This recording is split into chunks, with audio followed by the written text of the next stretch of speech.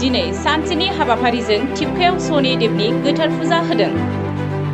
क'क्राझार जिल्ला परबतजरा महकुमानि सिङाव थानाय टिपका रेल स्टेशननि साखाथियाव दिनै मोनाबिलिनि 6 बाजिसो समाव सनिबाराव शनि देवनि फुजा होनाय जायो। मख'नो गोनांदि बिथां जगदीश रायनि गायसनजेनाय आरो फुजा होबोबाय थानायाव दिनैबो बिथाङानो बे फुजाखौ मोजाङै मोजां मावफुंनो हायो। लोगोसे गाहाय आलासि महरै बाहागो लायो रन्जय ब्रह्मआ। बिथाङा सासे राफोद राजनितिनि दैदेनगिरिबो। लोगोसे कमिटिनि आफादगिरि दीपांकर दे आरो नेहाथारि बिजु पालमोननि हेफाजाब आरो मददजों दाब दाब जायगानि गुबुन गुबुन हारि माहारिफोरा बे फुजायाव नुजाथिफैनानै गाजा गोमजायै फुजा होनायखौ नुनो मोननाय जायो। मख'नो गोनांदि लिंहरजानाय गाहाय आलासि रन्जय ब्रह्म बिथाङा गावनि बेसेनगोसा बिबुंथियाव मा फोरमायखो जोंनि खौरांगिरिनि सिगाङाव फै जों मिथिना लानि। दिनैनि खेत्रआव खुनु राजनितिनि दिन नङा आरो दिनैनि दिना जाबाय गोथार सान। आं सानो दे दिनै टिपका दखराव थानानै आं जोबोद गोजोननाय मोनदों जिहेतु आंखौ बेयाव दिनै इनभाइट खालामहरदों हिसाबै आरो फैबाय थानाय दिनाव जोङो बेबायदि सिस्टेमै दिनै लिंहर फैनानै आरोबाव जों फैगोन बोसोराव जाहाथे जों गासिबो जन'गोष्ठी मिलायनानै बेयाव गासिबो दिनै मोनसे गोथार सान दिनै फालिनो मोन्दों होननानै प्रत्येक इयारलि जानानै थांबाय आरो आङो दिनै गिबि जे आं फैनो मोननानै जोबोद गोजोननाय मोनदों आरो फैबाय थानाय दानाव जाहाथे जों बिनिफ्राय साबसिन आरो गाजा गोमजा जाहाथे आरो खालामनो हायो। दिनैनि दिना जिथु गोथार सान आरो लोगोसे दिनै आफा शनिखौ दिनै हिन्दु हिसाबै बयबो मानियो आरो बे मन्दिराव दिनै जाय बिथांमोना गावबा गाव आर'ज गाबो फिथाइखौ आरो सान्थि आरो सान्थि लोगोसे मोननो थाखाय आरो सोरबाफोर माबाफोर गोसो सिंनिफ्राय जद कामना खालामनो हानाय सोरबाफोर फिसा फिसौनि थाखाय बे दिनैनि खेत्रआव दिनै आफा शनिखौ बुंनो थाङोबा दिनै सासे बिराद गोहोगोरा आरो गोहोगोरा आरो भगबान होननानै मोनथिगौ। बिथाङा दिनै गोहोगोरा आफा शनिया जुदि माबा मोनसे खेत्र मानसिनि गेजेराव जुदि गाज्रि नोजोर नाङोब्ला होननानै बे मालाबाबो रैखा मोना होननानै आं बेखिनियावनो आं मोनथिनो मोनो। गोबां सुबुंफ्रानो बुङो जाय भगबानखौ जाय मानियो गोसो गोथारै बेफोर खेत्र'यै बयबो मोजां मोनो दि दिनैनि दिनाव आङो जोबोद मोनसे गोग्गानाय थादों। आं बेखौल' बुंगोनाखै बारा खावलायनो आं गोसो गैला जिहेतु फैबाय थानाय दानाव जाहाथे गोबाङै बिनिफ्राय साबसिन जाहाथे गाजा गोमजा खालामनो हायो। गासिबो जन'गोष्ठी दिनै जोंहा सावथाल आदिबासि बर' बिभिन्न जन'गोष्ठी लानानै गाजा गोमजा थासारिखौ जोबोद समायना नुदों। आं फैबाय थानाय दिनाव आं बेखौल' खावलायहरगोन जाहाथे बेनिफ्राय साबसिन जाहाथे फैबाय थानाय दिनाव जों साबसिन जे खालामनो हायो जे बे प्रग्रामखौ शनि आफा शनिनि नामै दिनै गोबाङैनो बयबो गावनि गोसो मथन जाय हायो प्रसाद दिनै थाइसे थाइनै होफैनानै सोरबा 100 सोरबा 200 सोरबा 300 सोरबा 10 थाखा 20 थाखा होनानै भगबाननि नामै दिनै प्रसाद होनानै बयबो गावनि प्रसाद मुथाखौ होनानै बावहरदों आरो लोगोसे बयबो जे जिहेतु बे खेत्र'यै दिनै बयबो गोसो गोथारै जाय मोजां मोनो दुगैस्रां लोबस्रां फुजाखौ होफैदों आरो बेखौनो आं सानो जे फैबाय थानाय दिनाव जाहाथे बेनिफ्राय साबसिन जाहाथे जोङो खाबु मोनोबा खालामनो हाबावदों आरो बयबो फैनानै लोंनो जाहाथे बे दिनैनि जे बे फुजायाव बयबो जोगदान खालामनो हाफैदों होननानै बेखौनो आसा खालामो। आरो बुंनायनि खेत्र'आ दिनै आंना बेनो जाहैबाय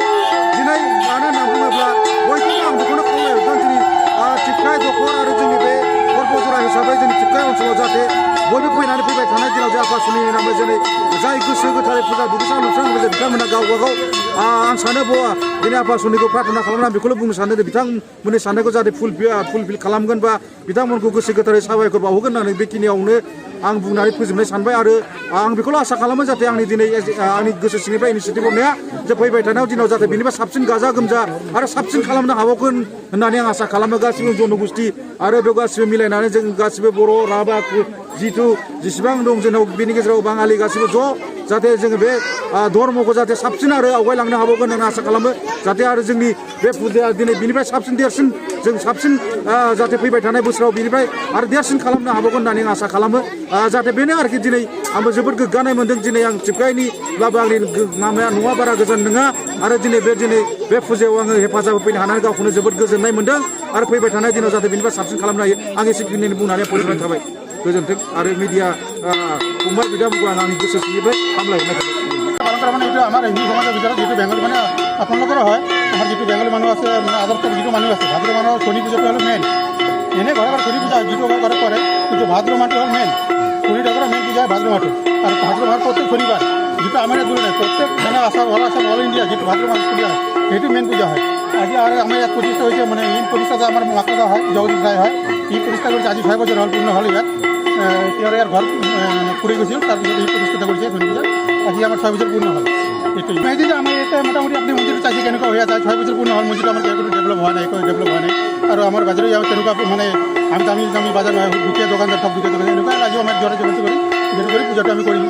আগতে বছৰ আপোনালোকে চাই যে পূজাটো আৰু ভালকৈ হয় আপোনালোকে সহযোগিতা কৰে আপোনালোকৰ জৰিয়তে যে আমি সহযোগিতা আৰু পাওঁ আৰু আমাৰ যিটো আমাৰ ৰেল ডিপাৰ্টমেণ্ট আছে যিটো আছে তেওঁলোকে যাতে সহায় কৰে আপোনালোকৰ জৰিয়তে আপোনালোকে ক'ব পাৰে ইয়াত আৰু আপোনাৰ মন্দিৰটো আমালোকে এনেকুৱা চাওঁ যে মন্দিৰটো ইয়াৰ পৰা যদি আৰু নহটায় রেল ডিপার্টমেন্ট যেতে যে মন্দিরটো যেন আমার পরা কত যেন না যায় ইয়াতে থাকিব লাগে আমার মন্দিরটো হিন্দু বেঙ্গলি বড় মোটামুটি সবাই গোটেই মানুষ আহি থাকে হিন্দু বেঙ্গলি বড় রাজবংশী যাতে বহুত মানুষ আছে আপনি চাব এতিয়া চাব কিমান মানুষ আছে কিমান কাস্টমার আছে এতিয়া আপনি চাব পাৰিব বহুত কাস্টমার আছে আর শনিবারে বুলি আজি নহয় মানে আজি 5টা শনিবার হয় এই ভাদ্র মাহত আমি 5টা শনিবার পাইছোঁ আজি লাস্ট হয় 5টা শনিবার আজি লাস্ট হয় প্রত্যেক শনিবার আপনি মানে যোৱা যেটো শনিবার গৈছে এইটো আপনি এনেকুৱা চিষ্টেম হৈছে কিন্তু আজি যেটো বাৎসৰিক পূজা হয় এইটো আজি হৈছে থ্যাংক ইউ थामजिगु बोसोरनिफ्रायनो देहायारि जोथोननि बिथिङाव बुहुमनि बयजोंबो फोथायजानाय लोगोसे साबसिन आरो रावजोंबो रुजुजायै गोरोन्थि गैयै फिथाइनि रादाय होग्रा एप'ल' डायग्नोस्टिक्सआ नोंथांमोननि साखाथियाव सफैबाय बे एप'ल' डायग्नोस्टिक सेन्टाराव थैजों सोमोन्दो थानाय गासिबो बेराम कोविड-19 बेराम खि हासुदै आरो गुबुन गुबुन बेरामनि आनजाद खालामनाय जायो नोंथांमोनहाबो आनजाद खालामफैजानो हागोन थंआ जाबाय क'क्राझार टाउननि मालदां बाजारनि साखाथियाव थानाय रिलायन्स पेट्रल पाम्पनि उल्टाथिं